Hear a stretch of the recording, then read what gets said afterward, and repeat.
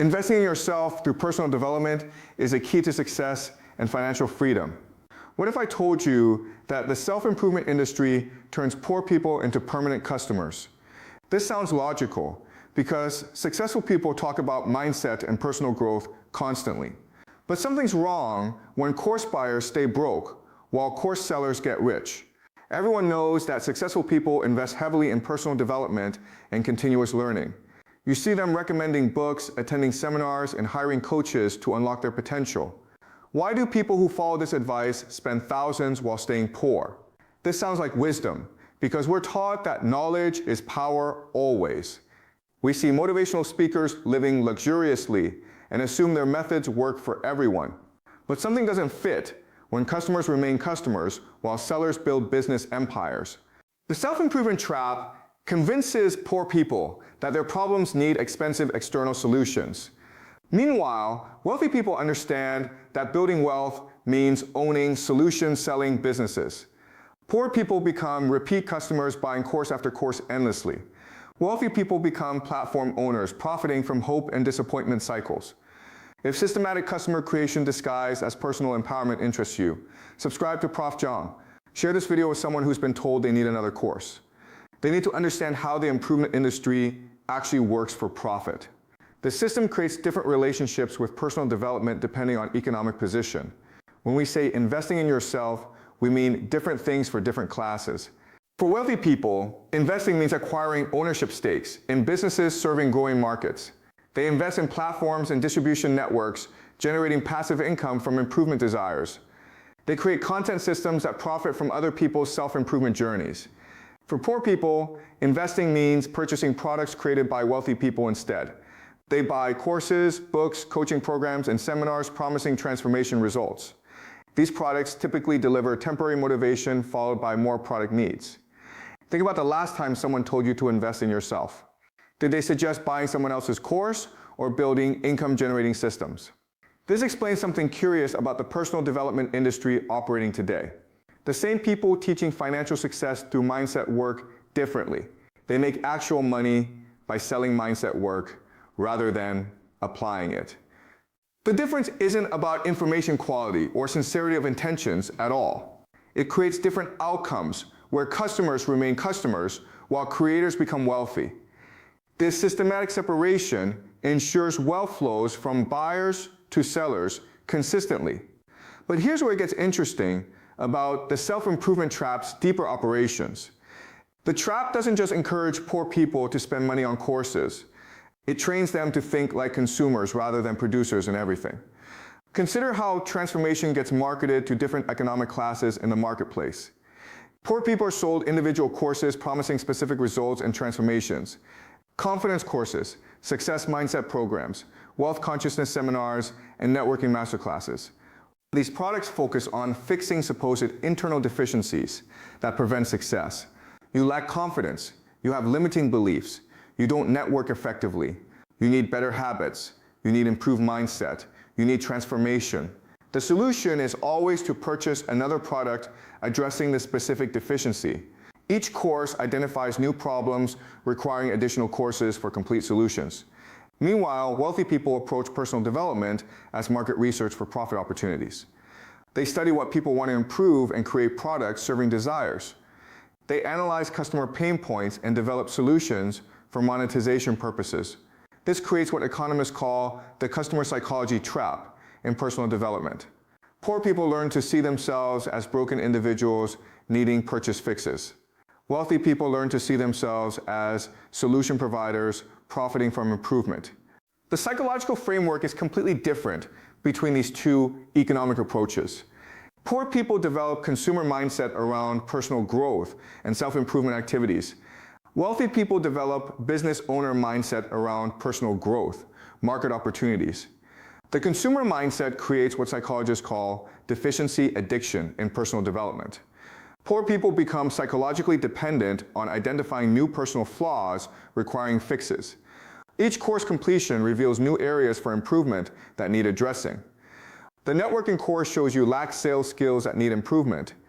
The sales course reveals poor time management requiring additional training programs. The time management course exposes leadership deficiencies needing specialized development programs. This endless deficiency identification ensures customers never feel complete or sufficient. They always need the next course to address newly discovered inadequacies. The cycle continues indefinitely as new problems get identified regularly. Meanwhile, wealthy people focus on strength amplification rather than weakness elimination strategies. They invest in developing natural talents and existing capabilities productively. They build on what works rather than fixing what doesn't. Do you constantly look for courses that will finally transform your life? Or do you look for opportunities to help others transform theirs? The self-improvement trap exploits what behavioral economists call solution addiction in customers. Poor people become psychologically dependent on purchasing new programs and courses. Each course provides temporary hope and motivation that feels like progress. When results don't materialize, customers assume they need different approaches or training. This creates cycles where people spend years moving between improvement programs. They never question whether buying solutions actually produces sustainable transformation results. Meanwhile, wealthy people understand that sustainable change comes from implementing consistent systems. They focus on building businesses, generating increasing returns, rather than seeking inspiration. They create lasting value rather than consuming temporary emotional highs. But there's something more insidious about how the industry affects wealth building. Poor people are encouraged to spend money they don't have on courses. The investment in education gets presented as worthwhile regardless of financial situation. This logic justifies using credit cards for expensive programs and courses. It justifies taking loans for certification courses, promising future financial returns. It justifies depleting savings for coaching that might improve earning potential. Meanwhile, wealthy people invest in education only when they can immediately apply knowledge. They invest only when cost represents a small percentage of available capital. They preserve capital while learning skills that can be immediately monetized. The resource allocation difference affects long-term wealth building between these economic classes. Poor people sacrifice current financial stability for uncertain future improvements constantly. Wealthy people preserve capital while learning skills generating immediate income opportunities. The industry creates what sociologists call transformation theater among poor customers. Poor people engage in visible self-improvement activities signaling personal growth. They attend seminars, complete courses, share inspirational quotes on social media. The performance of improvement becomes more important than measurable progress or results. They document their journey rather than focusing on actual transformation. They celebrate completion certificates rather than income increases or wealth building. Wealthy people prefer private skill development, contributing directly to business results. They measure improvement through income increases, asset growth, and business expansion. They focus on concrete metrics rather than feelings or certificates. Can you think of anyone who became wealthy by purchasing personal development? Or do wealthy people create and sell personal development courses instead? The system exploits what psychologists call competence illusion among poor customers. Poor people feel more knowledgeable after consuming improvement content regularly. This happens even when their actual circumstances haven't changed at all. Knowledge accumulation without implementation creates false progress, preventing real action taken. The competence illusion justifies continued consumption without requiring actual application. People believe they're making progress by learning new concepts constantly. Meanwhile, wealthy people focus on implementing small amounts of information consistently.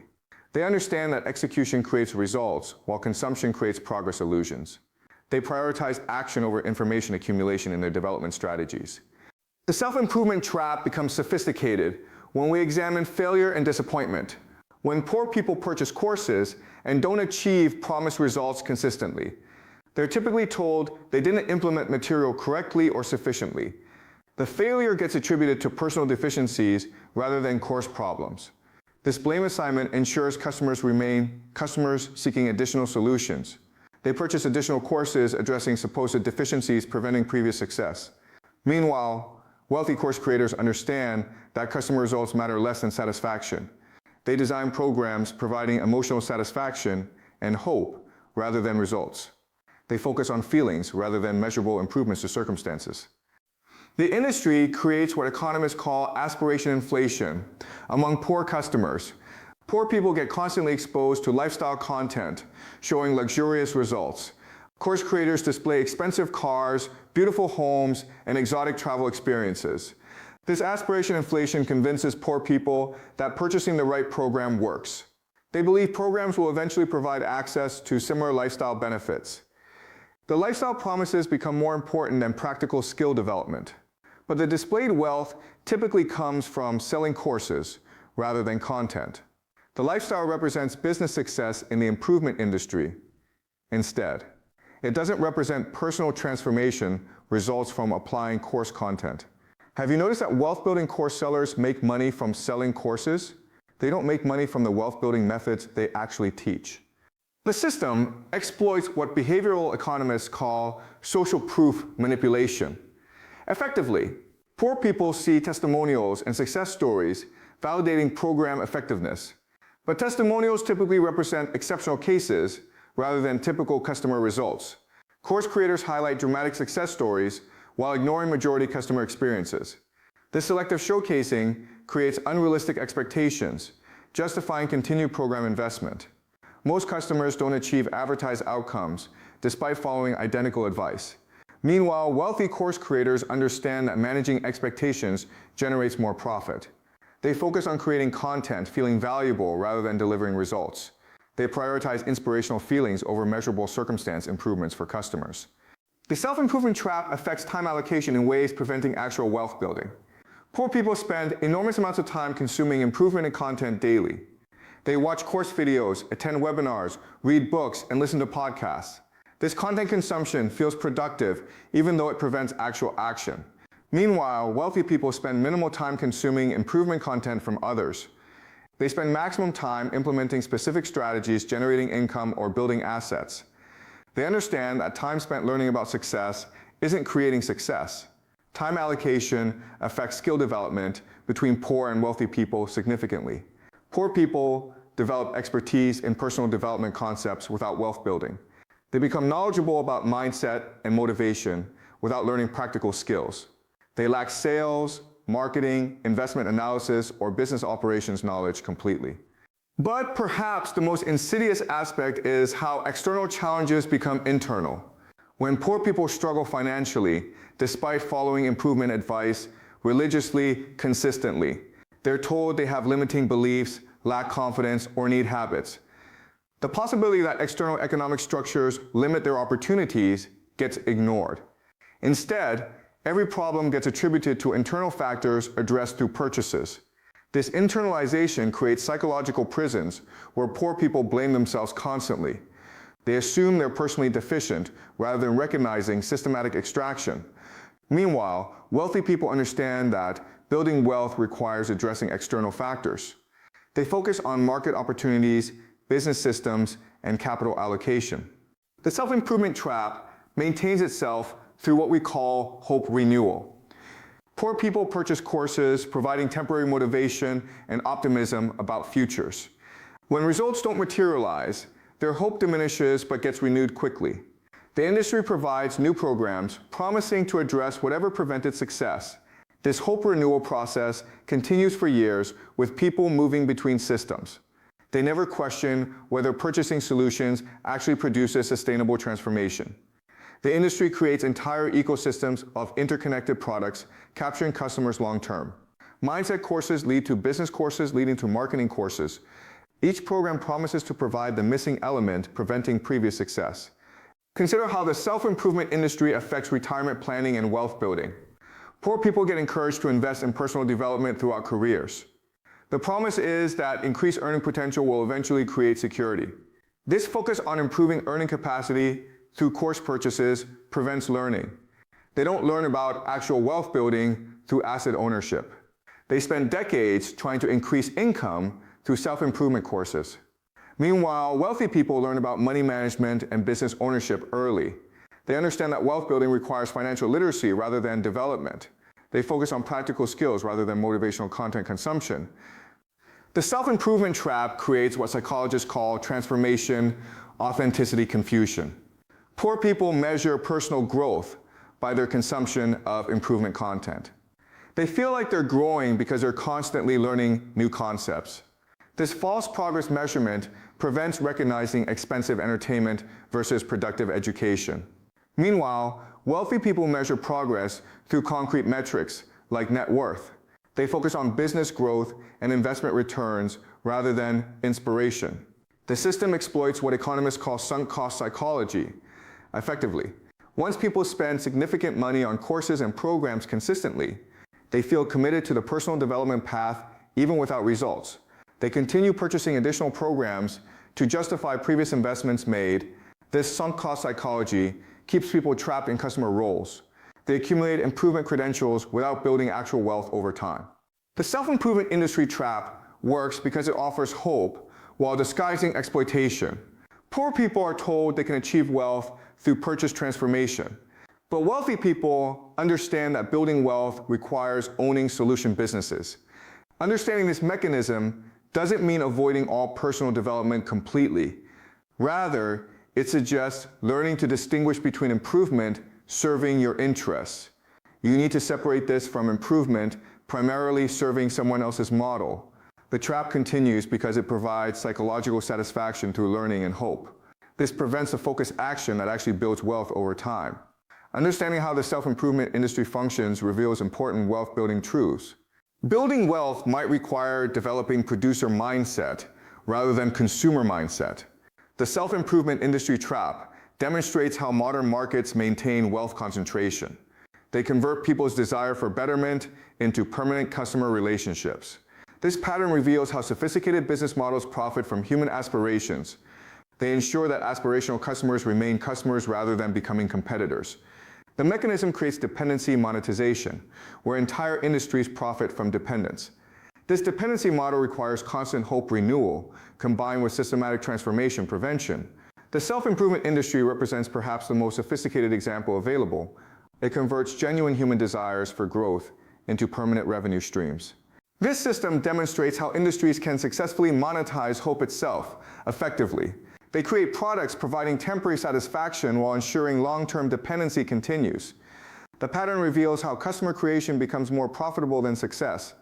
This leads to business models designed around maintaining rather than solving. Understanding this dynamic explains why genuine solutions are often simple and inexpensive. Meanwhile, marketed solutions are complex and expensive, creating ongoing revenue opportunities. The self-improvement industry has perfected the art of solution complexity inflation. Straightforward concepts get packaged into elaborate systems requiring multiple purchases. This complexity serves the industry by creating barriers to success. These barriers can always be attributed to insufficient customer commitment.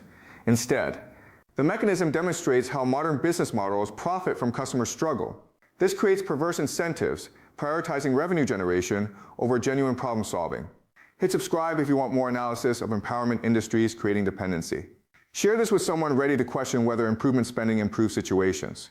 The entire system operates on what economists call manufactured dissatisfaction among customers.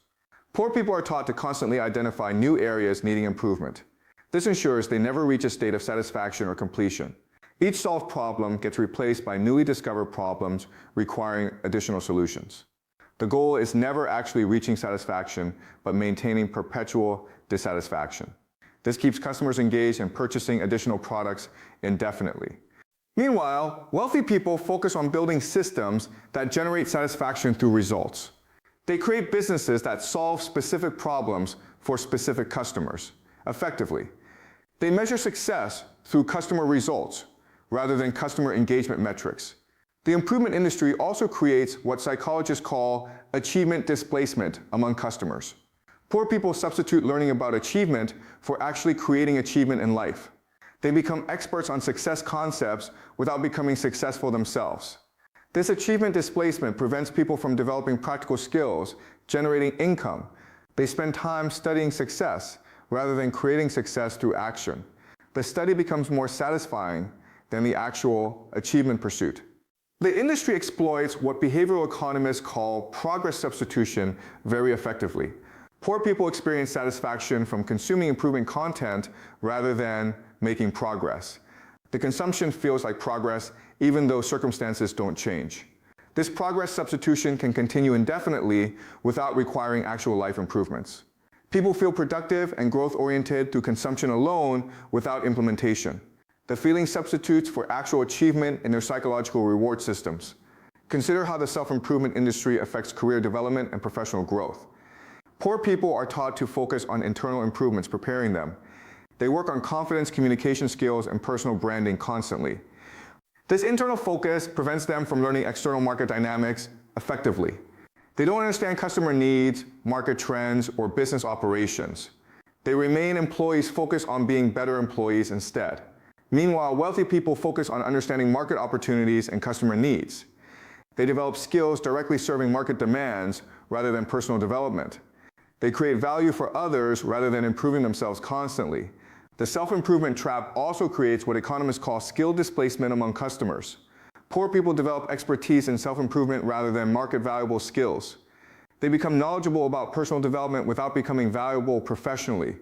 This skill displacement prevents career advancement because employers need practical skills. Personal development knowledge doesn't translate to business value for organizations. The mismatch between developed skills and market needs maintains poverty. The industry also exploits what psychologists call identity attachment to personal development. Poor people begin identifying as personal development enthusiasts rather than professionals. This identity shift prevents them from developing professional identities. They attend personal development events rather than industry conferences for professionals. They network with other personal development consumers rather than professionals.